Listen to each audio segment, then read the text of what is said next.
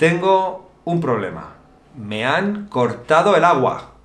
Voy a hablar con el presidente ahora mismo. Aquí vive el presidente. Voy a llamar. Hola, buenos días.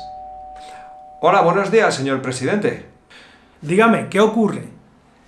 Pues mira, me iba a duchar ahora mismo y no puedo. ¿Por qué? Pues porque han cortado el agua. ¿Tienes agua en casa? Ah, he olvidado avisar a los vecinos. Están arreglando las tuberías. Los fontaneros han venido a trabajar. Ya, pero usted como presidente debe de informar. Ahora no me puedo duchar y tengo que irme a trabajar. ¿Cuánto tiempo vamos a estar con el agua cortada? Van a tardar unas 2 horas. Lo siento muchísimo.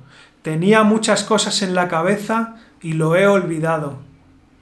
Vale. La próxima vez intente avisar, ¿vale? Hasta luego. Adiós y disculpe, ¿eh? A este presidente se le pira la olla, ¿eh?